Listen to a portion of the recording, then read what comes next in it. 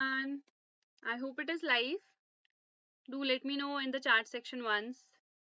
Our today's session is regarding electricity chapter. This is the third chapter of class 10th physics. तो ये हम आज के session में डिस्कस करने वाले हैं. This is the entire one shot. तो इसी पूरे सेशन में हम ये पूरा चैप्टर कंप्लीट कर देंगे. Along with that, we'll be discussing the numericals also. और कुछ MCQs वगैरह वो at last डिस्कस करेंगे. ठीक है. For me the voice is completely fine. In case class के बीच में कोई भी reverberation issue वगैरह होता है, so definitely let me know in the chat section. ठीक है, chat section में mention कर देना and I'll fix the stream. ठीक है, तो ये हमारे पास चैप्टर है. This is the entire syllabus. Electricity वाले चैप्टर में ये सारी चीजें हमको पढ़नी है. सबसे पहले इलेक्ट्रिक करंट क्या है, potential difference and electric current, Ohm's law and series combination हो गया, हीटिंग इफेक्ट से रिलेटेड चीजें हो गई, फॉर्मूलाज वगैरह हो गए. तो हर एक चीज हम डिस्कस करने वाले हैं. फॉर्मूलाज कहाँ पे किस तरीके से यूज होंगे, कैसे हमें फॉर्मूलाज को मेमोराइज करना है, हर एक चीज मैं तुम लोग को बताऊंगी.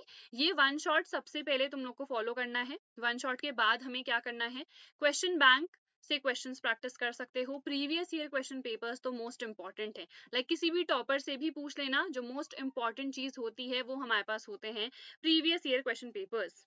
ठीक है, तो प्रीवियस ईयर क्वेश्चन पेपर्स के साथ साथ हम सैम्पल क्वेश्चन पेपर्स वगैरह प्रैक्टिस कर सकते हैं, बट ये तो मोस्ट इंपॉर्टेंट है. उसके बाद हम लास्ट में सैम्पल पेपर्स कर रहे होंगे, because case study type questions हैं, एमसीक्यूज वगैरह हैं, तो वो सब भी हमें प्रैक्टिस करने हैं. ठीक है, अब ये हमारे पास डिस्ट्रीब्यूशन है. This is the marks distribution. तो यहाँ पे हमारे पास जैसे ये वाला टॉपिक है, तो इससे कौन कौन सी ईयर में कितने मार्क्स का क्वेश्चन आया हुआ है. जैसे 2 क्वेश्चन है यहाँ पे, 1 क्वेश्चन है 1 मार्क का, यहाँ पे 2 क्वेश्चन है 3 मार्क्स के. तो इस तरीके से यहाँ पे सारी चीजें गिवन है. ठीक है, अब सबसे पहले हम स्टार्ट कर देते हैं. इलेक्ट्रिक करंट हमारे पास टॉपिक था, राइट. तो हम सबसे पहले करंट पढ़ने से पहले चार्ज समझ लेते हैं कि what exactly is electric charge. तो इलेक्ट्रिक चार्ज ऐसी फिजिकल क्वांटिटी होती है जो कि फ्रिक्शन की वजह से जनरेट हो सकती है. सिंपल, ठीक है. जैसे अगर हमने कोम लिया, उसको अपने सर पे हमने रब किया, ठीक है, तो उसके बाद हमने पेपर पीसेस लिए, तो वो उनको अट्रैक्ट करते हैं. ठीक है, ऐसा क्यों होता है, बिकॉज दोनों में क्या आ गया, चार्ज आ गया. एक में पॉजिटिव चार्ज आता है, दूसरे में नेगेटिव चार्ज आता है. अगर पॉजिटिव और नेगेटिव है, ठीक है, यानी कि ऑपोजिट चार्जेस अगर हमारे पास हैं, तो वो क्या करेंगे, हमेशा अट्रैक्ट करेंगे. और अगर हमारे पास लाइक चार्जेस होते हैं, यानी कि सेम चार्जेस है, अगर पॉजिटिव और पॉजिटिव है, तो वो क्या करेंगे, एक दूसरे को रिपेल करेंगे. This is a very simple concept. ठीक है, तो ये हमारे पास डेफिनेशन भी हो गई. Physical property of matter that causes it to experience a force when placed in an electromagnetic field. Electric field किसी भी चार्ज के अराउंड का वो रीजन होता है जिसमें वो दूसरे चार्ज पे एक फोर्स एक्सर्ट कर सकता है. इन द सेम वे अगर हम मैग्नेटिक फील्ड की बात करें, ठीक है, तो जो भी मैग्नेट है उसके अराउंड का उतना रीजन जहां पे वो एक फोर्स एक्सर्ट कर सकता है, आयरन पीसेस को अट्रैक्ट कर सकता है, वो मैग्नेटिक फील्ड हो जाएगा. जहां पे दोनों ही एक्ट कर रहे होते हैं उसको हम इलेक्ट्रोमैग्नेटिक फील्ड कह देते हैं. ठीक है, लाइक रिपेल करेंगे और ऑपोजिट यानी कि अनलाइक क्या करेंगे, अट्रैक्ट करेंगे. ठीक है, तो आई थिंक दिस इज क्लियर. तो ये हमारे पास बेसिक सा चार्ज का कॉन्सेप्ट हो गया. अब इलेक्ट्रिक करंट क्या होता है. अब कोई भी हमारे पास वायर है, कोई भी कंडक्टर है, उससे क्या होगा, करंट फ्लो होगा. एंड यहाँ पे करंट किस वजह से फ्लो होता है, due to these charges only. ये मान लो मेरे पास चार्जेस हैं, तो ये चार्जेस फ्लो करेंगे, इसी की वजह से इलेक्ट्रिक करंट प्रोड्यूस होता है. Electric current it is denoted bye I, it is Q upon T. इसको हम कैपिटल क्यू भी लिखते हैं. ये क्यू क्या है, दिस इज चार्ज ओनली. ठीक है, तो ये चार्ज है, और टी क्या है हमारे पास, टाइम. तो the charge which is flowing through any particular wire at any particular point in unit time. जब भी हमें डेफिनेशन वगैरह लिखनी होती है, तो जो भी हमारा डिनोमिनेटर में होता है उसको हम क्या कर देते हैं, यूनिट कर देते हैं, यानी कि 1 कर देते हैं. ठीक है, तो यूनिट टाइम में कितना चार्ज फ्लो हो रहा है किसी भी वायर से किसी भी पर्टिकुलर मोमेंट पे, किसी भी पर्टिकुलर पॉइंट पे, उसी को हम इलेक्ट्रिक करंट कहते हैं. Very simple. अब हमारे पास जो चार्ज है Q, इसका भी एक फॉर्मूला होता है which is plus minus n into e. ये ई क्या है हमारे पास, this is known as the fundamental charge. जो लीस्ट पॉसिबल चार्ज होता है वो हमारे पास होता है 1.6 into 10 to the power minus 19 coulomb. ठीक है, COULOMB, ये हमारे पास SI यूनिट्स होती हैं. ठीक है, SI यूनिट किसकी है, ये चार्ज की है. टाइम की SI यूनिट क्या होती है, सेकेंड.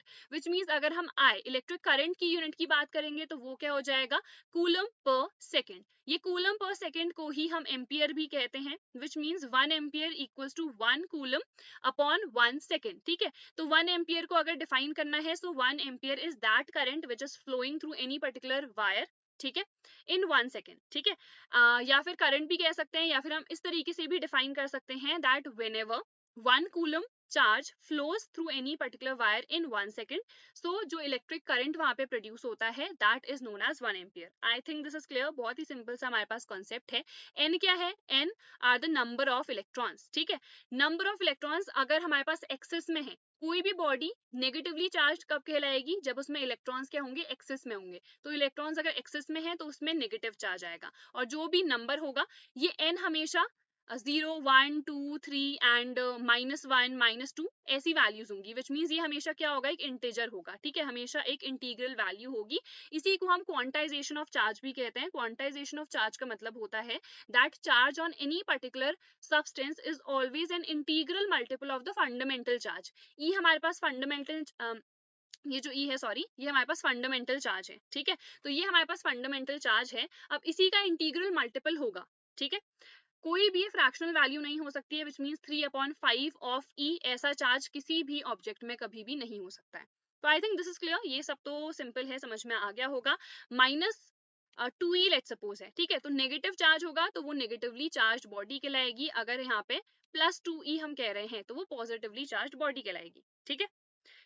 अब देखो यहाँ पे जैसे सोडियम है तो वो क्या करता है? एक इलेक्ट्रॉन को डोनेट कर देता है, तो इलेक्ट्रॉन्स क्या हो गए उसमें? लाइक कम है उसमें, ठीक है, लेसर क्वांटिटीज में है, तो वो पॉजिटिवली चार्ज कहलाएगी। क्लोरीन है, उसने क्या किया? एक इलेक्ट्रॉन को एक्सेप्ट करा, Cl- बन गया। यहाँ पे इलेक्ट्रॉन्स एक्सेस में हो गए हैं, ठीक है, यहाँ पे डेफिशिएंसी में थे, यहाँ पे एक्सेस में हो गए हैं, तो ये नेगेटिवली चार्ज कहलाएगी। Very very simple. इसके बाद अब हम डिस्कस करते हैं हमारा इलेक्ट्रिक सर्किट। सर्किट क्या है? हमारे पास वही पाथ है जिसमें इलेक्ट्रिक करंट क्या हो रहा है? फ्लो हो रहा है, या फिर जिसमें ट्रांसमिट हो रहा है इलेक्ट्रिक करंट। Very simple. ये हमारे पास डायग्राम हो गया एक इलेक्ट्रिक सर्किट का। ये हमारे पास कहलाती है की, यानी कि स्विच, ठीक है, जिसको हम अगर ओपन करेंगे, ठीक है, यहाँ पे भी अलग अलग वर्ड्स आते हैं, ओपन एंड क्लोज, ठीक है। जैसे अगर हम स्विच की बात करते हैं, स्विच को अगर मैं ऑन कर रही हूँ, ठीक है, तो लाइट जल जाती है, ठीक है, बल्ब ऑन हो जाता है। अगर हम ऑफ कर रहे हैं तो ऑफ हो जाता है, विच मीन्स वहां पे कोई करंट फ्लो नहीं हो रहा है। बट की के केस में ये जो वर्ड्स हैं अलग होते हैं। अगर की ओपन है, तो अगर की ओपन है विच मीन्स ये सर्किट पूरा कंप्लीटेड नहीं है, तो उस केस में कोई भी करंट फ्लो नहीं होगा। अगर की क्लोज्ड है, अगर की क्लोज्ड है तो ये सर्किट पूरा कंप्लीट है, उस केस में यहाँ से करंट फ्लो होगा। Is this clear? अब यहाँ पे देखो, ये एरो ये हमें करंट बता रही है। करंट को अभी हमने देखा आई से हम डिनोट कर रहे हैं। ये हमारे पास बल्ब है, ये हमारे पास हो गई है बैटरी, ठीक है। तो यहाँ पे ये पूरा क्या है? एक सर्किट है, और सर्किट अगर है तभी जाके तो एक करंट फ्लो होगा। अगर मान लो ये की यहाँ पे क्या है? ये ओपन है, तो उस केस में यहाँ पे कोई करंट नहीं फ्लो होगा, ठीक है। Then we have number of electrons in 1 coulomb of charge. ये भी कई बार पूछा जाता है। तो Q इक्वल्स टू N, ये मैंने तुम्हें अभी बताया। हमसे नंबर ऑफ इलेक्ट्रॉन्स यानी कि N पूछा गया है। Q कितना गया गिवन है हमें? 1 कूलम, ठीक है। तो 1 equals to N into 1.6 into 10⁻⁻19, ठीक है। तो N कितना आ गया? 1/1.6 इंटू 10⁻⁻19। कितना हो जाएगा? देखो ये 100/16 इंटू 10⁻18, ये ऊपर जाएगा तो 10⁻19 हो जाएगा। एक जीरो मैंने यहाँ पे ले लिया है, तो ये 10⁻18 हो गया, ठीक है। 4 से काटेंगे इसको तो ये कितना हो जाएगा? 46.25 इंटू 10⁻18, इतने इलेक्ट्रॉन्स होंगे एक कूलम चार्ज में, ठीक है। बहुत ही सिंपल सी चीजें हैं ये। इलेक्ट्रिक पोटेंशियल और इलेक्ट्रिक पोटेंशियल डिफरेंस, ये दो टर्म्स हमारे पास आते हैं। What is electric potential? पहले तो मैं बता देती हूँ, इसको हम V से डिनोट करते हैं। इसका फॉर्मूला होता है W/Q, ठीक है। तो work done in moving unit charge, मैंने कहा था जो भी डिनोमिनेटर में चीज होगी उसको यूनिट कर देंगे। So the work done in moving unit charge, and moving भी नहीं, एक्चुअली यहाँ पे ना हम इलेक्ट्रिक फील्ड से के बाहर से कहीं से ला रहे होते हैं उस चार्ज को, विच मीन्स इसको हम कैसे डिफाइन करेंगे? The work done in bringing a unit charge from infinity.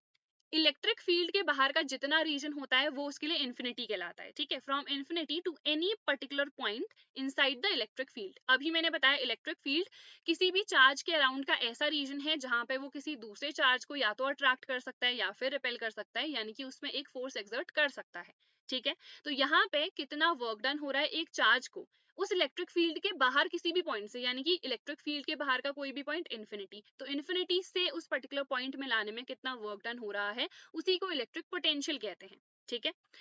अब यहाँ पे दूसरा टर्म आता है इलेक्ट्रिक पोटेंशियल डिफरेंस। अब ये डिफरेंस टर्म कहाँ पे आता है? डिफरेंस टर्म में फॉर्मूला हमारे पास सेम रहता है, बस यहाँ पे हम डेल V से जनरली रिप्रेजेंट कर देते हैं। It is again W/Q only.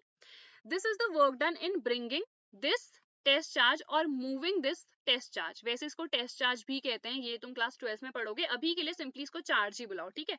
Test charge हम क्यू नॉट से जनरली डिनोट करते हैं, जो क्लास 12 में हम टर्म यूज करते हैं, अभी के लिए हम सिंपली चार्ज इसको कहेंगे। So it is the work done in moving a charge from one point two another point inside the electric field only. ये तो हम इन्फिनिटी से ला रहे थे ना उस पर्टिकुलर पॉइंट पे। पोटेंशियल डिफरेंस अगर टर्म आ रहा है तो एक पॉइंट से दूसरे पॉइंट में ले जाने में उसी इलेक्ट्रिक फील्ड में कितना वर्क डन होगा, it is known as the electric potential difference.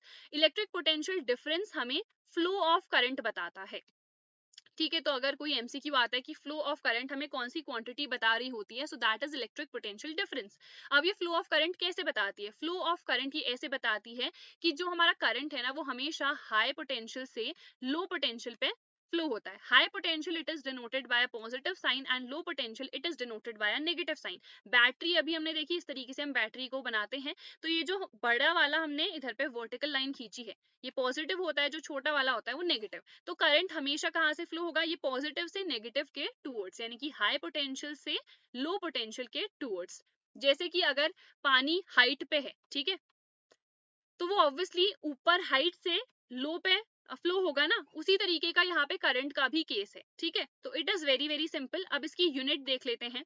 तो देखो वर्क अपॉन क्या है इधर पे? चार्ज। तो यूनिट तुम लोग खुद ही बताओ, वर्क की क्या होती है? जूल पर क्यू, क्यू की क्या थी? कूलम। तो जूल पर कूलम, या फिर इसी को हम क्या कहते हैं? वोल्ट भी कहते हैं। Which means 1 volt equals to क्या आ जाएगा? 1 joule upon 1 coulomb. Which means whenever 1 joule work is done in bringing 1 coulomb charge from infinity to any point inside the electric field, the work done it is known as, या फिर the electric potential it is known as 1 volt, ठीक है।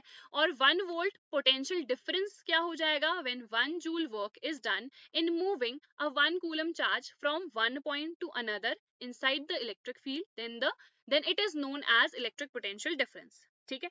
I think this is clear। ये हमारे पास बहुत ही simple सा है और कुछ हमने इसमें छोड़ा नहीं है, यूनिट वगैरह सब हमने कर ली है। अब हमारे पास आते हैं दो terms, voltmeter and ammeter, ठीक है। अभी देखो, अभी हमने देखा एम्पियर किसकी यूनिट है? करंट की है, जिसको आई से डिनोट कर रहे हैं। वोल्ट किसकी यूनिट है? अभी हमने देखा वोल्टेज की, ठीक है। वोल्टेज भी उसको कह देते हैं, पोटेंशियल डिफरेंस भी कह देते हैं, ठीक है। तो अगर हमें क्या मेजर करना है? पोटेंशियल डिफरेंस को मेजर करना है, तो हम क्या यूज करेंगे? Volt meter. Volt meter is a device which is used to measure the potential difference. Ammeter is a device which is used to measure the current, ठीक है। Very very simple. Ohm's law, ये most important topic है, ठीक है। Ohm's law क्या state करता है? जब भी कोई भी, अगर हम कंडक्टर की बात कर रहे हैं, कोई वायर ले सकते हैं या कोई भी दूसरा कंडक्टर अगर हम ले रहे हैं, तो अगर उसकी जो भी फिजिकल कंडीशंस है उसके अराउंड, ठीक है, जैसे कि क्या, जैसे हमने टेम्परेचर ले लिया, प्रेशर ले लिया, इनको अगर हम कांस्टेंट कर दें, ठीक है, अगर हम कंसिडर कर रहे हैं कि ये टाइम के रिस्पेक्ट में चेंज नहीं हो रहे हैं, ठीक है, तो उस केस में जो भी करंट फ्लो होगा उस पर्टिकुलर वायर से, it is always directly proportional to V. V क्या है? This is the potential difference which is applied across the ends of that particular conductor, ठीक है। तो which means जो हमारा करंट है वो वोल्टेज के क्या होता है? डायरेक्टली प्रोपोर्शनल होता है। बुक में ये स्टेटमेंट एक्चुअली गलत गिवन है, V directly proportional to I। ऐसा नहीं होता है, जो करंट है वो डिपेंड करता है किस पे? वोल्टेज पे, ठीक है। तो यहाँ पे हमारे पास क्या आ जाता है? V अपॉन I, इन दोनों का रेशियो जो है कांस्टेंट आता है, जो कि हमारे पास R होता है। इस R को क्या बोलते हैं? इस R को रेजिस्टेंस बोलते हैं। V तो वोल्टेज है और I हमारे पास करंट है, इन दोनों का रेशियो एक कांस्टेंट वैल्यू आती है जिसको हम रेजिस्टेंस कहते हैं, and it is denoted bye R, ठीक है। इसकी SI यूनिट क्या होती है? इट इज ओम, या फिर और क्या हो सकती है? वोल्ट पर एम्पियर भी हो सकती है एंड ओम भी हो सकती है, OHM, ये इसका साइन होता है, ठीक है। अब रेजिस्टेंस को अगर हम बेसिक तरीके से समझना चाहे तो रेजिस्टेंस क्या होती है? इट इज द ऑब्स्ट्रक्शन ना। अगर हमें कोई रेजिस्ट कर रहा है, विच मीन्स ऑब्स्ट्रक्शन है, ठीक है। तो हमारे पास जो रेजिस्टेंस है, this is also the obstruction in the flow of the current. Which means अगर करंट इजिली फ्लो होना चाह रहा है तो ये रेजिस्टेंस उसे इजिली फ्लो नहीं होने देगा, एक ऑब्स्ट्रक्शन की तरह ये एक्ट करेगा उसके पाथ में, ठीक है। तो आई थिंक दिस इज क्लियर, ये हमने बहुत अच्छे से समझ लिया है। रेजिस्टेंस का उल्टा क्या हो जाएगा? कंडक्टेंस।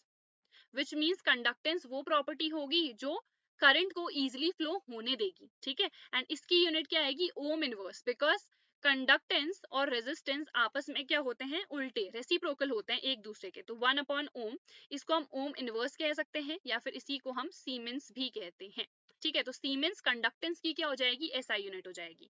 अभी हम आगे और भी एसआई यूनिट्स देखेंगे। ये हमारे पास है Ohm's law. R equals to क्या होता है, V अपॉन आई, या V equals to I R भी इसको कह सकते हैं। अब देखो दो ग्राफ्स आते हैं हमारे पास, ये वाला IV ग्राफ है। हमेशा ओम्स लॉ अगर फॉलो हो रहा है तो जो हमारे पास ग्राफ बनेगा that should be a straight line.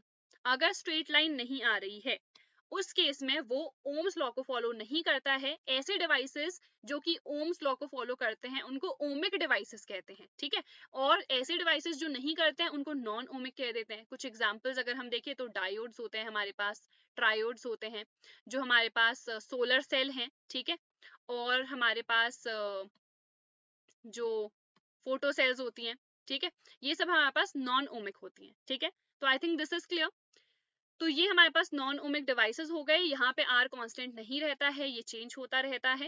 And देखो यहाँ पे ये एक स्ट्रेट लाइन आ रही है, अगर इसका मैं स्लोप निकालूं, ठीक है, स्लोप हमेशा आती है दिस वैल्यू, यानी कि स्लोप का मतलब टैंजेंट है सिंपली, ठीक है।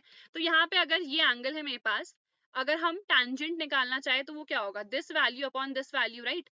तो ये वैल्यू हमारे पास क्या है, आई अपॉन ये वैल्यू क्या है, वी, तो आई अपॉन वी, ये तो क्या हो गया, R equal to V upon I था, इसका रेसिप्रोकल हो गया, यानी कि 1 अपॉन आर। यानी कि अगर IV ग्राफ है तो वहां पे से हमें कंडक्टेंस मिलता है, ठीक है, बट अगर हम VI ग्राफ बनाएंगे तो वहां पे से हमें रेजिस्टेंस मिलेगी, ठीक है। तो ये VI ग्राफ है, ठीक है, यहाँ पे को V प्लॉटेड है, यहाँ पे को I, ये तभी भी एक स्ट्रेट लाइन ही आएगा। यहाँ पे अगेन क्या करो, अब tan थीटा निकालो, यानी कि स्लोप निकालो। तो अगर स्लोप यहाँ पे निकालेंगे तो क्या आएगा, देखो इधर पे तो अब ये वाली वैल्यू किसकी है, V की है, और ये वाली वैल्यू आएगी। तो इस केस में हमें क्या मिलेगा, रेजिस्टेंस। तो जो भी ग्राफ हमें गिवन रहेगा अकॉर्डिंगली हमें चेक करना पड़ेगा। If it is a VI graph तो वो हमें रेजिस्टेंस दे रहा होगा, if it is an IV graph तो वो हमें कंडक्टेंस देगा, ठीक है। स्ट्रेट लाइन आ रही है तो ओमिक रेजिस्टर है, वो ओमिक डिवाइस है। एंड अगर स्ट्रेट लाइन नहीं आ रही है, कोई भी दूसरा कर्व बन रहा है, तो उस केस में वो एक नॉन ओमिक डिवाइस है। I think this will be very much clear. These are the signs जो हम यूज करते हैं, द सिंबल्स, ठीक है। इलेक्ट्रिक सेल के लिए अभी हमने देखा, सेल क्या है, एक नॉर्मल हमारे पास डिवाइस है जो कि क्या कर रहा है, केमिकल एनर्जी को इलेक्ट्रिकल एनर्जी में कन्वर्ट कर रहा है। बट अगर हम बैटरी की बात करें तो वो भी हमारे पास सेल ही है, बट सेल्स का क्या है, कॉम्बिनेशन है, सिर्फ एक सेल की बात नहीं करेंगे। इसीलिए यहाँ पे जैसे हमने 3 सेल बना रखी है, ठीक है। जो ऊपर वाली है बड़ी वाली वर्टिकल लाइन है वो हमेशा हायर पोटेंशियल पे होती है, तो इधर पे पॉजिटिव साइन बनता है और इधर पे माइनस वाला, ठीक है। देन ये हमारे पास क्या है, दिस इज द स्विच की, अभी जो हमने कहा था, ये हमारे पास ओपन होता है। और ओपन के केस में देखो इस तरीके से भी हम कीज को बना सकते हैं। ओपन के केस में कोई भी करंट फ्लो नहीं होगा, करंट तभी फ्लो होगा जब वो क्लोज्ड होगा। तो ये हमारे पास साइन होना चाहिए वहां पे, ठीक है। तो ये हमारे पास अगेन क्लोज्ड है, ये वायर जॉइंट है, these are the wires crossing without the joining, ठीक है, विदाउट जॉइंट्स, एंड इसका यूज उतना होगा नहीं, ठीक है। Then we have electric bulb, इसको हम इस तरीके से बनाते हैं जो कि अभी हमने देख लिया है, ओम काइंड ऑफ, ठीक है। Then this is the resistor, resistors अगर हमें बनाने हैं तो हम इस तरीके से बनाते हैं, ठीक है। Then we have the variable resistance, variable resistance इसी को हम रियोस्टैट भी कहते हैं। रियोस्टैट इज अ डिवाइस जो कि करंट कंट्रोल करने के लिए यूज किया जाता है या फिर पोटेंशियल को डिवाइड करने के लिए। तो it is also known as a potential divider और अ करंट कंट्रोलर। तो उसका साइन ये है, यहाँ पे हम एरोस बना देते हैं या फिर इस तरीके से, दोनों ही इसका सिंबॉलिक रिप्रेजेंटेशन है, ठीक है। दिस इज एम मीटर, तो यहाँ पे हम इस तरीके से ऐसे बना देते हैं एंड यहाँ पे ए लिख देते हैं, और वोल्ट मीटर में यहाँ पे वी लिख देंगे and plus minus, very simple. Open and closed circuit, तो ये हमारे पास क्लोज्ड सर्किट है। देखो क्लोज्ड में यहाँ पे क्या होगा, करंट फ्लो होगा। ओपन सर्किट में यहाँ पे कोई करंट नहीं फ्लो होगा। ये एरोस भी यहाँ पे नहीं बनाने हैं, बिकॉज ये एरो क्या डिनोट कर रहे हैं, ये करंट को ही डिनोट कर रहे हैं, ठीक है। दिव्यांश मैंने रीजनिंग की क्लास ली हुई है one shot, in case you people want more classes तो मुझे बता देना, मैं डेफिनेटली शेड्यूल कर दूंगी, ठीक है। तो ये ओपन सर्किट है, तो यहाँ पे कोई करंट नहीं फ्लो होगा, तो ये एरोस भी नहीं बनाने हैं, हेंस ये बल्ब यहाँ पे ग्लो नहीं करा, ठीक है। चलो नेक्स्ट हमारे पास है factors on which resistance of a conductor depends. जो रेजिस्टेंस है किन किन फैक्टर्स पे डिपेंड करती है। सबसे पहले हम नेचर की बात करते हैं। नेचर ऑफ एनी मटेरियल पे तो डेफिनेटली डिपेंड करती है। हमें पता है कुछ हमारे पास कंडक्टर्स होते हैं, कुछ हमारे पास क्या होते हैं, इंसुलेटर्स होते हैं। तो जो भी हमारे पास कंडक्टर्स हैं उनकी रेजिस्टेंस क्या होगी, लीस्ट होगी, बिकॉज उसमें से तो करंट इजिली फ्लो हो रहा है ना। जो इंसुलेटर्स है क्या उससे करंट फ्लो होता है, नहीं होता है, विच मीन्स इनकी रेजिस्टेंस क्या होती है, मैक्सिमम होती है, ठीक है। और और सेमीकंडक्टर्स की इन दोनों के बीच रेंज में रेजिस्टेंस हो जाएगी। तो डेफिनेटली वो नेचर पे तो डिपेंड कर ही रहा है ना।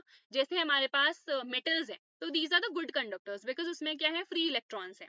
इलेक्ट्रोलिटिक कंडक्टर्स हैं तो उसमें हमारे पास आयंस हैं, तो ये सब करंट को फ्लो होने देते हैं, इसीलिए these are the good conductors. On the other hand insulators की अगर हम बात करें तो इंसुलेटर्स में ऐसा नहीं होता है ना, इंसुलेटर्स में फ्री इलेक्ट्रॉन्स नहीं है, हेंस इनकी रेजिस्टेंस क्या होती है, मैक्सिमम, ये करंट को फ्लो नहीं होने देते हैं। Then we talk about temperature, तो टेम्परेचर को अगर हम इंक्रीज करेंगे तो रेजिस्टेंस भी इंक्रीज हो जाती है। तो लो टेम्परेचर्स पे विच मींस रेजिस्टेंस क्या होगी, हमारी कम होगी। तो resistance it is directly proportional to temperature. Then हमारे पास है लेंथ एंड एरिया, यहाँ पे से हमारा रेजिस्टेंस का फॉर्मूला भी डिराइव होता है। तो जो रेजिस्टेंस होती है ना, it is directly proportional to L, length के डायरेक्टली प्रोपोर्शनल होती है, विच मींस अगर कोई भी हमारे पास कंडक्टर है उसकी लेंथ को तुम इंक्रीज कर दोगे तो रेजिस्टेंस भी बढ़ जाएगी। एंड जो एरिया होती है यानी कि द क्रॉस सेक्शनल एरिया, वो एरिया के इनवर्सली प्रोपोर्शनल होता है, विच मींस अगर हम एरिया को बढ़ा देंगे तो रेजिस्टेंस क्या हो जाएगी, डिक्रीज हो जाएगी। ठीक है, तो यहाँ पे इन दोनों को कंबाइन अगर हम करें तो ये L अपॉन ए इस तरीके से बन जाएगा। प्रपोर्शन हटाते हैं तो एक कांस्टेंट आता है, यहाँ पे उस कांस्टेंट को हम रो कहते हैं, तो रो इंटू L अपॉन ए। ठीक है, तो ये हमारे पास फॉर्मूला होता है जो कि बहुत इंपॉर्टेंट है। अब ये रो हमारे पास है क्या, rho it is known as the specific resistance, या फिर इसको हम रेजिस्टिविटी भी कहते हैं। This is the specific resistance और the resistivity, and it only depends upon the nature. तो अगर मान लो क्वेश्चन में हमें कभी भी गिवन है कि तुम लेंथ को डबल कर दे रहे हो या ट्रिपल कर दे रहे हो या एरिया को चेंज कर दे रहे हो, तो रो पे कुछ भी इम्पैक्ट नहीं पड़ता है। Rho only depends upon the nature, which means अगर मैं कॉपर की 2 वायर्स ले रही हूँ, इसकी लेंथ मान लो 1 मीटर है, दूसरे की 4 मीटर्स है, तो इन दोनों में क्या चीज सेम रहेगी, रेजिस्टेंस तो दोनों की डिफरेंट रहेगी because length is changing, but specific resistance यानी कि जो रेजिस्टिविटी है वो क्या रहेगी यहाँ पे, सेम, बिकॉज ये दोनों ही कॉपर के हैं। हाँ, ये बात अलग है कि अगर मैं एक कॉपर का ले रही हूँ, दूसरा मान लो एल्यूमिनियम का ले रही हूँ, उस केस में रो की वैल्यू क्या होगी, चेंज होगी, बट अगर एक ही मटेरियल है तो उस केस में रो की वैल्यू सेम रहेगी। ठीक है, तो आई think this is also clear. Unit की बात कर लेते हैं रो की, ओम की होती है, सॉरी रेजिस्टेंस की होती है ओम, तो ये आ जाएगा मीटर अपॉन मीटर स्क्वायर। तो रो की क्या आ गई, देखो ये कैंसिल होगा, तो rho equals to ohm into metre, तो ohm into metre it is the SI unit for it. ठीक है, तो ये हमने इधर पे डिस्कस कर ही लिया है, इसके अलावा यहाँ पे और कोई पॉइंट तो छूटा नहीं है। नेक्स्ट हम डिस्कस कर लेते हैं resistance of system of resistors. यहाँ पे हमारे पास कॉम्बिनेशंस बनते हैं, एक सीरीज कॉम्बिनेशन होता है, दूसरा हमारे पास पैरेलल कॉम्बिनेशन होता है। This is the series combination, series का मतलब है देखो ये यहाँ पे ये R1 रेजिस्टर है, ये R2 और ये R3, ये एक सीरीज में जुड़े हुए हैं। ठीक है, सीरीज में हमेशा क्या सेम रहता है, करंट, बिकॉज देखो यहाँ पे आई करंट अगर फ्लो हो रहा है तो यहाँ पे तीनों रेजिस्टर्स से वही करंट फ्लो होगा, तो सीरीज में current remains the same, but क्या चेंज होता है, जो पोटेंशियल डिफरेंस है वो डिफरेंट होता है, वो इधर पे चेंज हो जाता है। इसके लिए V1 है, इसके लिए V2 है एंड इसके लिए V3 है। तो इस टाइप के कॉम्बिनेशंस में हम किस तरीके से फाइनल फॉर्मूला डिराइव करते हैं फॉर रेजिस्टेंस। ठीक है, तो वो देखते हैं। तो देखो यहाँ पे फॉर्मूला आता है R equals to R1 plus R2 plus R3, but ये आता किस तरीके से, सी अगर ये तीन हमारे पास रेजिस्टर्स हैं तो V क्या है, डिफरेंट है, तो अगर हम टोटल वोल्टेज की बात करें वो तो ऑब्वियसली ये सेल ही प्रोवाइड कर रही होगी, तो ये ही जो वोल्टेज इधर से प्रोवाइड हुआ है वो इन तीनों में डिस्ट्रीब्यूट होगा ना, तो it will be equal to V1 plus V2 plus V3 obviously. Now by Ohm's law we know R equals to V upon I, which means V equals to I into R। तो यहाँ पे V के बदले हम I into R put कर सकते हैं, V1 के बदले I into R1, because current तो सेम है ना, I करंट यहाँ से भी फ्लो हो रहा है इस बैटरी से, I करंट यहाँ पे भी है, I ही करंट इधर पे भी है और इधर पे भी है। ठीक है, plus I into R2 plus I into R3। Now what will we do, we'll take I common, तो यहाँ पे हमने I कॉमन ले लिया है तो I से I कैंसिल हो गया, तो we got this formula only. तो ये हमारे पास इंपॉर्टेंट है, अगर सीरीज कॉम्बिनेशन में होता है ना तो हमें क्या मिलता है, मैक्सिमम रेजिस्टेंस मिलता है। तो अगर कहीं पे भी हमें रेजिस्टेंस को रिड्यूस कराना है तो हम कभी भी सीरीज कॉम्बिनेशन यूज नहीं करते हैं उस केस में। ठीक है, तो ये हो गया हमारे पास। नेक्स्ट हमारे पास आता है पैरेलल कॉम्बिनेशन, पैरेलल जुड़े हुए हैं, पैरेलल सबको पता है इस तरीके से। तो ये R1 है, ये R2 है, ये R3 है।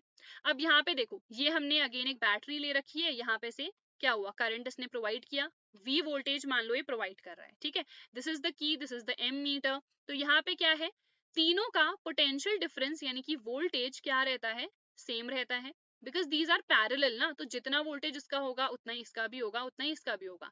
बट जो करंट है वो इधर पे क्या हो जाएगा, चेंज, बिकॉज अब यहाँ पे ब्रांचिंग आ गई है, यहाँ पे ब्रांचिंग हो गई है, तो हर एक ब्रांच से अलग अलग करंट यहाँ पे फ्लो होगा, विच डिपेंड्स ऑन कि कितना रेजिस्टेंस है, ज्यादा रेजिस्टेंस है तो कम करंट वहां से फ्लो होगा, ठीक है। तो यहाँ पे से I1 करंट फ्लो हो रहा है, यहाँ पे से I2 करंट और यहाँ पे से I3। अब देखो ये जो I करंट है ये टोटल, यही तो इन तीनों करंट्स में क्या हो जा रहा है, डिस्ट्रीब्यूट हो जा रहा है। तो यहाँ पे क्या इक्वेशन बनेगी, I equals to I1 plus I2 plus I3। Now Ohm's law के according R equals to V upon I, तो I इक्वल्स टू क्या आ गया, V अपॉन R, ठीक है। तो it is V upon R equals to, यहाँ पे क्या हो जाएगा, V अपॉन R1। अब V इस केस में सेम है ना, जितना यहाँ पे से हम वोल्टेज प्रोवाइड कर रहे थे वही इन तीनों का है, because these are now in parallel. तो यहाँ पे भी V अपॉन R2 हो जाएगा plus V upon R3। Again हम क्या करेंगे, V को कॉमन ले लेते हैं, V कॉमन लेंगे तो इधर पे 1 1 बचेगा, 1 1 एंड 1, V से V क्या हो गया, कैंसिल। तो अगर हम पैरेलल कॉम्बिनेशन की बात करते हैं, हमारे पास जो फाइनल एक्सप्रेशन आता है that is 1 upon R equals to 1 upon R1 plus 1 upon R2 plus 1 upon R3। तो विच मीन्स अगर हम पैरेलल की बात कर रहे हैं, यहाँ पे रेजिस्टेंस क्या हो जा रहा है, यहाँ पे रिड्यूस हो जा रहा है, ठीक है। Thank you so much Animesh. तो यहाँ पे रेजिस्टेंस इज गेटिंग रिड्यूस्ड, ये हमारे पास कम हो जा रहा है। ऑन दी अदर हैंड हमने सीरीज में देखा था वहां पे रेजिस्टेंस बढ़ जा रहा था, ठीक है। तो ये पैरेलल कॉम्बिनेशन, सीरीज कॉम्बिनेशन के कुछ क्वेश्चंस वगैरह भी आते हैं। In case you people want the numerical sessions also, so मुझे डेफिनेटली बता देना। अभी तो हम कुछ ही क्वेश्चंस डिस्कस करेंगे, ठीक है। Heating effect of electric current, this is also a very important topic. जब भी किसी भी वायर, किसी भी कंडक्टर से करंट फ्लो होता है तो वहां पे ऑब्वियसली हीट जनरेट हो जाती है। उस केस में क्या होता है, जो भी इलेक्ट्रिकल एनर्जी है that is getting converted into heat energy. तो अगर हम like not talking about the filament वाले बल्ब्स, अगर हम बाकी रॉड्स या किसी भी बल्ब की बात करें, ठीक है, एक्सेप्ट द फिलामेंट वंस, तो उस केस में क्या हो रहा है, हमें एक्चुअल में तो सिर्फ लाइट एनर्जी चाहिए है ना, बट बिकॉज वो हीट अप हो जा रहे हैं, तो हीट एनर्जी, वो हीट की तो हमें रिक्वायरमेंट है नहीं, तो वो किसकी तरह एक्ट कर रही है, एक नेगेटिव चीज की तरह एक्ट कर रही है, बिकॉज हमें हीट की रिक्वायरमेंट नहीं है। तो हीट लॉस वहां पे विच मीन्स हो रहा है इन सम ऑफ द डिवाइसेस। ये हीट लॉस को हमें क्या करना पड़ता है, अवॉइड करना पड़ता है। And in some of the cases ये जो हीट जनरेट हो रही है उसी का हम यूज भी करते हैं, उसके बहुत सारे प्रैक्टिकल एप्लीकेशंस भी हैं, ठीक है। तो जब भी करंट पास करेगा तो हीट वहां पे प्रोड्यूस हो जाएगी। प्रैक्टिकल एप्लीकेशंस क्या क्या है, आयरन में हम यूज करते हैं, करंट जैसे ही फ्लो होगा तो उस केस में क्या हो जाता है, वहां पे हीट जनरेट होती है और इस हीट की वजह से ही हम आयरन कर पाते हैं, प्रेस कर पाते हैं। Then we have the room heaters, obviously वहां पे भी electrical energy that is getting converted into the heat energy. Water heaters है हमारे पास, जो रॉड्स वगैरह यूज होते हैं। इलेक्ट्रिकल ओवन हो गया, केटल, टोस्टर, इन सब में हम किसका यूज कर रहे हैं, हीटिंग इफेक्ट का ही तो यूज कर रहे हैं, right. Then also these are use to produce light. अब लाइट कैसे प्रोड्यूस हो रही है, बिकॉज जो हमारे पास फिलामेंट वाले हैं, इसीलिए मैंने कहा यहाँ पे हीट लॉस जो है वो नॉन फिलामेंट बल्ब्स में है। बट अगर हम फिलामेंट वाले बल्ब्स की बात करें, वो हीट प्रोड्यूस ही किस बेसिस पे कर रहे हैं, इस हीटिंग इफेक्ट के बेसिस पे ही कर रहे हैं। बिकॉज जो हमारे पास फिलामेंट होता है ना वो टंगस्टन का बना रहता है, और ये जो टंगस्टन होता है it is a very hard material. Hard भी क्या कहें, इसका मेल्टिंग पॉइंट बहुत ज्यादा हाई होता है एक्चुअल में। तो यहाँ पे क्या होता है, जितनी ज्यादा हीट प्रोड्यूस होगी उतना ज्यादा ही वो ग्लो भी करेगा, ठीक है। तो इसीलिए हम यहाँ पे यूज ही टंगस्टन का करते हैं, because tungsten has a very high melting point. On the other hand अभी हम इलेक्ट्रिकल फ्यूज के बारे में पढ़ेंगे, वहां पे एक ऐसा वायर रिक्वायर्ड होता है जिसका मेल्टिंग पॉइंट ना बहुत ही कम हो। तो डिपेंडिंग अपॉन द सिचुएशन हम अलग अलग वायर्स चूज करते हैं, अलग अलग मटेरियल चूज करते हैं basically for that particular wire, ठीक है। तो यहाँ पे हम टंगस्टन का यूज करते हैं, तो यहाँ पे भी जितना ज्यादा हीट प्रोड्यूस होगी उस फिलामेंट में उतना ही ज्यादा वहां पे लाइट एनर्जी भी प्रोड्यूस होगी, ठीक है। नेक्स्ट, जो हमारे पास बल्ब्स होते हैं ये, इनमें ना इनएक्टिव या फिर हम इसको इनर्ट भी कह सकते हैं, इनर्ट नाइट्रोजन गैस या फिर इसमें आर्गन फिल करी जाती है। आर्गन हमारे पास खुद ही एक इनर्ट गैस ही होती है, और जो हमारे पास नाइट्रोजन है एक्चुअल में वो इनर्ट तो होती नहीं है, बट क्या होता है ना, बिकॉज हमारे पास यहाँ पे टेम्परेचर कम रहता है, सो इन लो टेम्परेचर नाइट्रोजन जो है वो इनएक्टिव ही एक्ट करती है, वो इनर्ट रहती है, रिएक्ट नहीं करती है, ठीक है। तो इन दोनों का हम यूज करते हैं टू प्रोलॉन्ग यानी कि to increase the life of the filament, ठीक है। तो अगर कभी भी एमसीक्यू में क्वेश्चन आता है कि किसका हम यूज करते हैं so that we increase the life of the filament, so in that case हम यूज करते हैं इनएक्टिव या inert nitrogen and argon gas का, ठीक है। नेक्स्ट है Joule's law of heating, this is also important.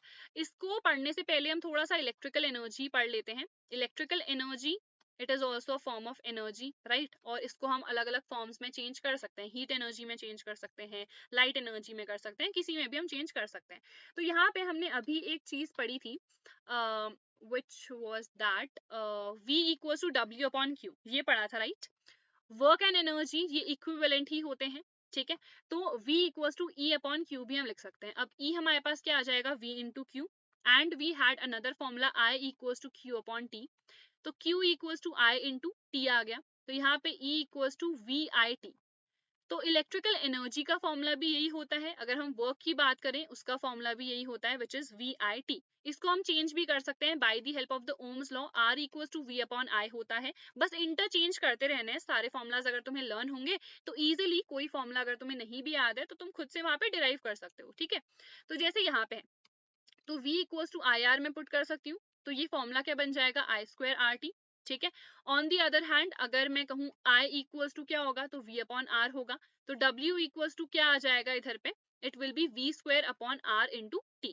तो ये हमारे पास अलग अलग फॉर्मूलाज आ गए जो कि हमने खुद ही, जो हमें गिवन फॉर्मूलाज हैं उनकी हेल्प से हमने डिराइव किए हैं। ये सब इलेक्ट्रिकल एनर्जी के ही फॉर्मूलाज हैं, ठीक है। अब हम बात करते हैं जूल्स लॉ ऑफ हीटिंग पे।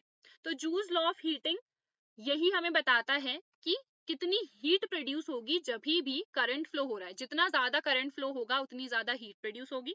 तो ये जो हीट प्रोड्यूस होगी ये किन किन फैक्टर्स पे डिपेंड करती है, ठीक है। इसको लिख लेते हैं, लेट्स चेंज द कलर। तो H it is directly proportional to I square, square of the current that is flowing, R के डायरेक्टली प्रोपोर्शनल होता है और कितने टाइम के लिए फ्लो हो रही है। देखो ऑब्वियसली जितना ज्यादा टाइम तक फ्लो होगी उतना ज्यादा हीट प्रोड्यूस होगी ना, लॉजिकल भी है काफी। तो H is directly proportional to I square RT आ गया, और H का फॉर्मूला ही हमारे पास यही होता है I square R into T। और ये हीट एनर्जी है, ये भी हमारी जूल में ही मेजर होती है, तो इसकी SI यूनिट भी हमारे पास जूल हो जाएगी। और जो हीट है उसकी यूनिट हमारे पास कैलोरी भी होती है।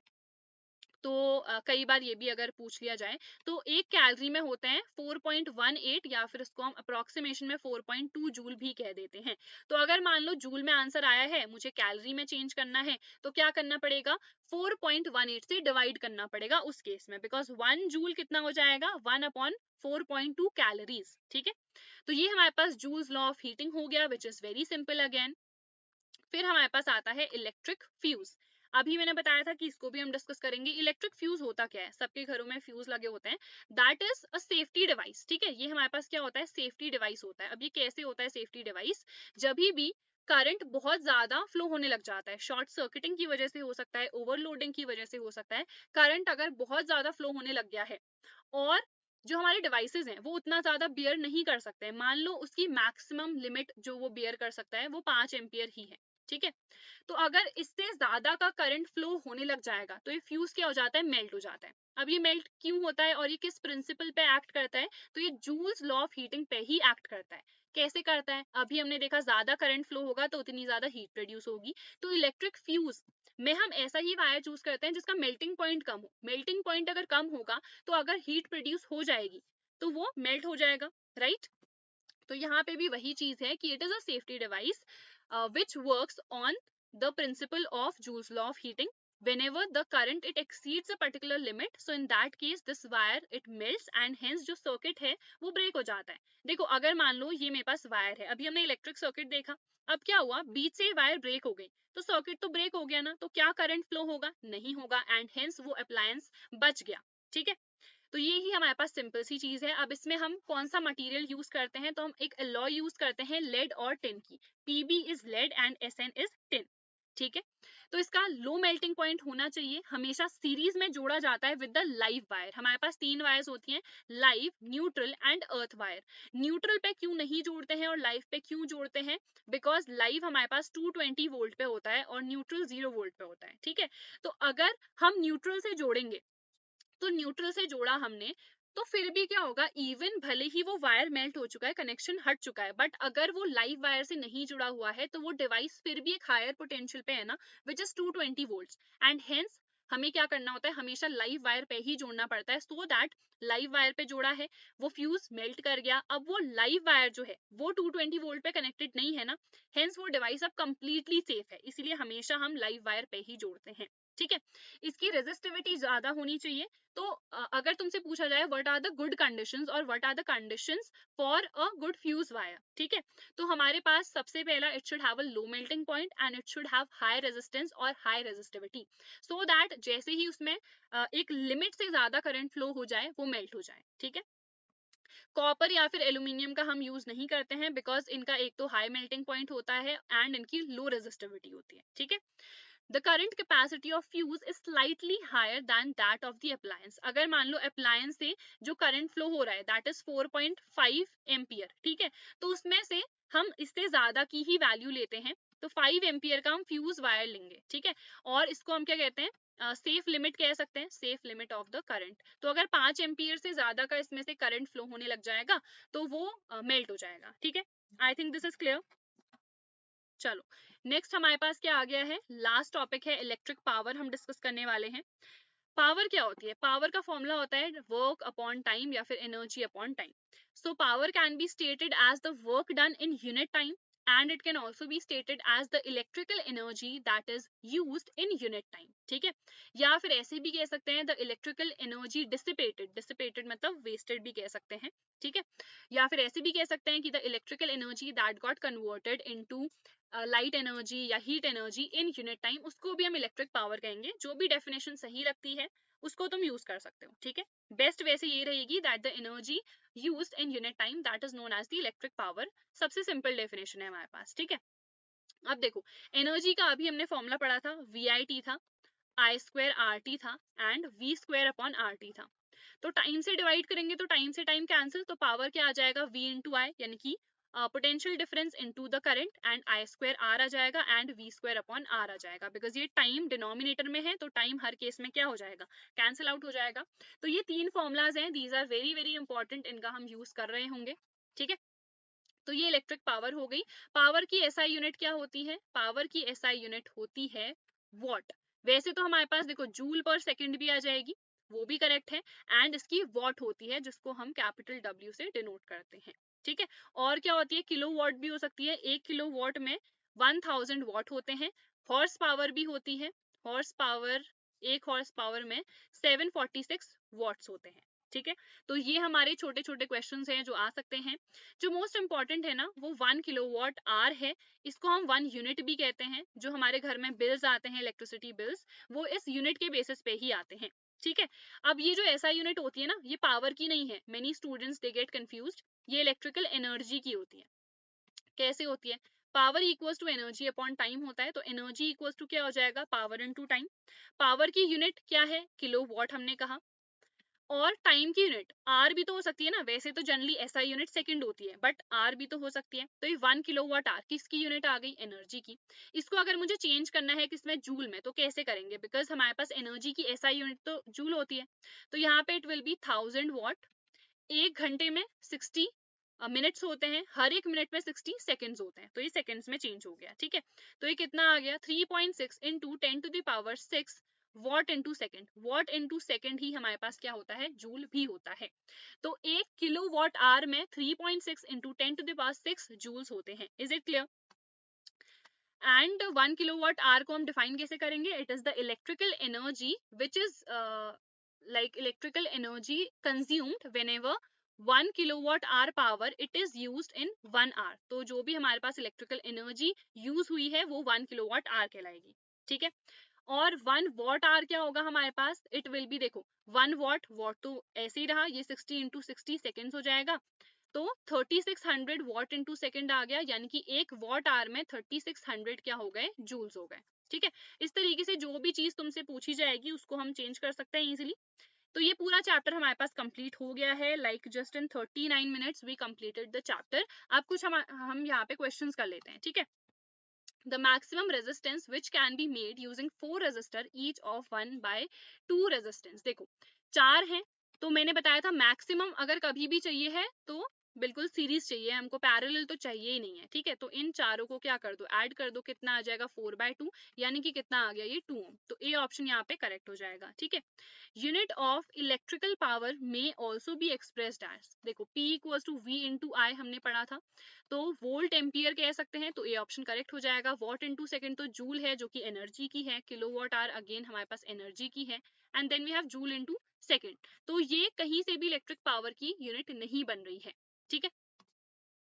नेक्स्ट हमारे पास है at the time of, just 1 second, ये वाला हमने क्या देखा था अभी, energy equals to power into time ना, हाँ ठीक है। तो वॉट इनटू सेकंड तो जूल इनटू सेकंड वो नहीं बनेगा उसका, ठीक है ठीक है।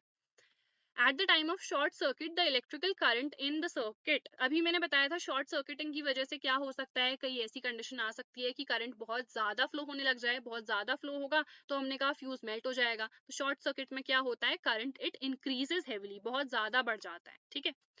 टू बल्ब ऑफ एक 100 वॉट का है और दूसरा 40 वॉट का है, ये सीरीज में जुड़े हुए हैं। इससे करंट 1 एम्पियर का फ्लो हो रहा है, तो इससे कितने का होगा, ये सीरीज में है तो करंट क्या रहता है सेम, तो इससे भी 1 एम्पियर का ही तो फ्लो होगा, ठीक है। What is the maximum resistance which can be made using 5 resistors? तो 1/5 इंटू 5 हो जाएगा, 1/5 प्लस 1/5 प्लस 1/5, वो 5 तक करते जाओगे, ठीक है। तो कितना आ जाएगा, 1 ओम ही तो आएगा, इससे ज्यादा का तो हम कर ही नहीं सकते हैं, बिकॉज सीरीज और कॉम्बिनेशन, सॉरी सीरीज और पैरेलल दो ही कॉम्बिनेशन है हमारे पास, ठीक है। अब हमें मिनिमम निकालना है, मिनिमम के लिए क्या करेंगे, मिनिमम के लिए हमें 1 अपॉन करना पड़ता है, तो 1/1/5 कितना हो जाएगा, दैट विल बी 5 ना। और ये हमें कितने बार मल्टीप्लाई करना है, 5 रजिस्टर्स हैं तो 5 बार करना पड़ेगा, तो 1/r इक्वल्स टू 25, तो r कितना आ गया 1/25 ओम, ठीक है। तो बी ऑप्शन यहाँ पे करेक्ट हो जाएगा। वोल्टेज कौन सा इसमें से रिप्रेजेंट कर रहा है, हमारे पास था V इक्वल्स टू W/Q, ठीक है, वर्क डन आएगा, and I equals to Q/T था, तो Q कितना हो जाएगा IT, तो work upon current into time, तो ए ऑप्शन यहाँ पे करेक्ट हो जाएगा, ठीक है। An electric kettle consumes 1 kilowatt of electric power, ठीक है। तो पावर कितनी है, देखो 1000 वॉट है, ठीक है। हम जनरली SI यूनिट्स में ही लिखते हैं जो भी चीजें हैं, एंड V कितना है 220 volt. A fuse wire of what rating must be used for it? Power equals to क्या था, V into I, तो ये आ गई power upon this equals to I होगा ऑब्वियसली, 2 से कट करो इसको, ठीक है। 11 4 पॉइंट, ये 4 समथिंग ऐसे आ रहा होगा, ठीक है। तो हमने कहा 4.4 है या 4.5 है, अगर हमारे पास जो भी करंट फ्लो हो रहा है उससे, ठीक है। ये तो हमारे पास सेफ करंट है जो कि इजीली फ्लो हो सकता है, बट जो भी हम फ्यूज वायर के लिए करंट रेटिंग रखते हैं वो इससे स्लाइटली क्या रहती है, ज्यादा रहती है। तो ये सब तो वैसे ही रिजेक्ट हो गए, आंसर क्या आ गया 5 एम्पियर, ठीक है। यहाँ पे हम 10 एम्पियर भी नहीं यूज करेंगे, उससे थोड़ा सा ज्यादा होना चाहिए, तो अगर मान लो 10 एम्पियर भी गिवन रहता तो वो आंसर भी हमारे पास गलत होता, ठीक है। कंसिडर द फॉलोइंग सर्किट, ये है what would be the readings of the m meter and volt meter? m meter क्या देगा, करंट, which means हमें पहले करंट बताना है, फिर वोल्ट मीटर यानी कि हमें पोटेंशियल डिफरेंस भी बताना है, v भी बताना है, ठीक है। देखो ये तीनों सीरीज में है, तो सबसे पहले हम टोटल रेजिस्टेंस निकाल लेते हैं, कैसे निकालेंगे, 5 प्लस 8 प्लस 12, ठीक है। कितना आ गया, ये 20 हो जाएगा, प्लस 5 25 ओम आ गया। V हमें टोटल गिवन है 6 वोल्ट है, तो सबसे पहले हम करंट निकाल सकते हैं, बिकॉज ये सीरीज में है तो सबसे करंट तो सेम ही फ्लो होगा, तो R equals to V upon I, तो I कितना आ गया हमारे पास 6/25 एम्पियर आ गया, ठीक है। तो ये हमारे पास एम मीटर की रीडिंग होगी। उसके बाद हमें देखो वोल्ट मीटर सिर्फ और सिर्फ कहाँ लगा हुआ है, 12 ओम पे, विच मींस यहाँ का वोल्टेज हमें सिर्फ निकालना है। तो इसके लिए हम क्या करेंगे, देखो करंट तो हमें मिल चुका है, सिर्फ इसका रेजिस्टेंस यूज करेंगे विच इज 12 ओम, तो R equals to V upon I का ही इधर पे भी यूज करेंगे, तो R equals to V upon I was this, तो V कितना आ गया 12 इंटू 6/25, तो ये 72/25, ये कितना आएगा हमारे पास वोल्ट, ठीक है। तो ये हमारे पास आंसर आ गया, and this will be the reading of the volt meter.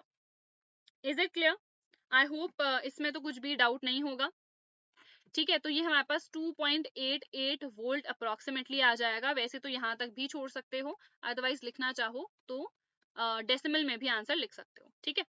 Next हमारे पास है how many 132 ohm resistors in parallel are required to carry 5 ampere on a 220 volt line, ठीक है। तो देखो ये पैरेलल में हमें कितने जोड़ने पड़ेंगे सो दैट इतना करंट ऑन दिस लाइन। तो हम सबसे पहले तो रेजिस्टेंस निकाल लेते हैं जो कि V अपॉन I होता है। तो V is this upon this is I, ठीक है। तो ये कितना आ गया 44 ओम आ गया, ठीक है। कितने ये हमें पैरेलल में जोड़ने पड़ेंगे, तो it will B how much 44 into n, n number जोड़ना पड़ेगा और हमें टोटल कितना चाहिए है, एक सेकेंड, नहीं, this is something that I did wrong.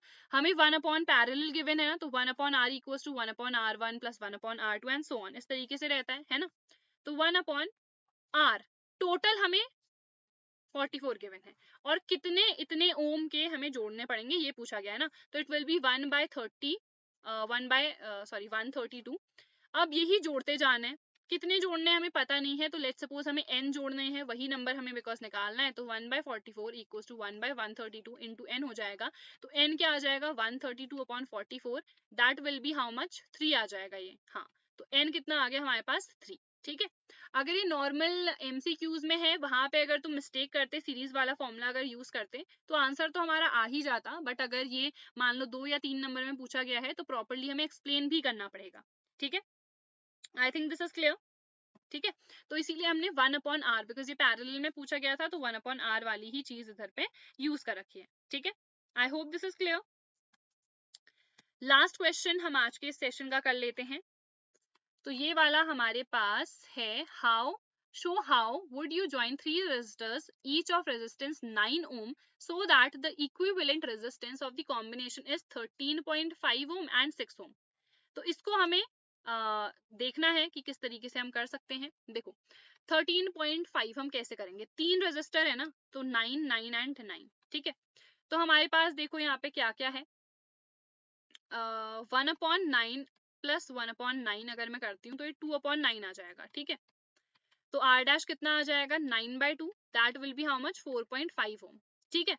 और दो तो हमने पैरेलल में जोड़ दिए, एक सीरीज में जोड़ दूंगी, तो 9 प्लस 4.5 हो जाएगा 13.5 ओम, डन, ठीक है। तो हमने किया क्या है, देखो अगर हम फिगर बनाना चाहे तो कैसे बनाएंगे, इस तरीके से बनाएंगे, ये एंड ये देखो, दो 9 ओम के मैंने पहले पैरेलल में जोड़े तो हमारे पास 4.5 ओम आया, एक 9 ओम का सीरीज में जोड़ दिया तो टोटल हमें कितना मिल गया 13.5। अब हमें क्या चाहिए 6 चाहिए। अगर मान लो मैं तीनों को ही क्या कर रही हूँ, तीनों को ही मैंने पैरेलल में जोड़ दिया है, तो कितना आएगा ये 3 ओम आएगा, बट हमें तो कितना चाहिए है 6 ओम चाहिए है, तो विच मीन्स ऐसे तो हम नहीं कर सकते हैं, तो इसके लिए हमें कुछ और ढूंढना पड़ेगा। अब हम इसको कैसे कर सकते हैं, तो यहाँ पे व्हाट कैन वी डू, 1/9 1/9, ठीक है। हम ऐसे भी कर सकते हैं कि दो को सीरीज में जोड़ दें और एक को उसी के पैरेलल में, ऐसा भी तो कर सकते हैं। एक और हमारे पास कॉम्बिनेशन पॉसिबल है, देखो ये वाला मैंने सीरीज में जोड़े हैं और एक इसके क्या जोड़ दिया मैंने पैरेलल में, तो 9 ओम 9 ओम और 9 ओम सीरीज में जोड़े हैं, तो 9 प्लस 9 कितना आ गया 18 आ गया, ठीक है।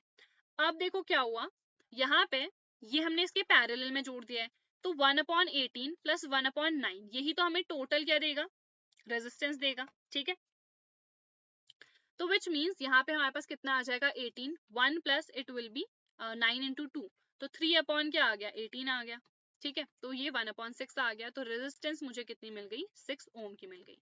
तो आई थिंक दिस इज क्लियर, ठीक है। ये क्वेश्चन हमने बहुत अच्छे से कर लिया है। So that is it, I think ये सारे क्वेश्चन समझ में आ गए होंगे। एंड फिर भी कोई डाउट वगैरह रहता है you can mention it in the comment section below, मैं डेफिनेटली ट्राई करूंगी कि मैं रिप्लाई कर सकूं।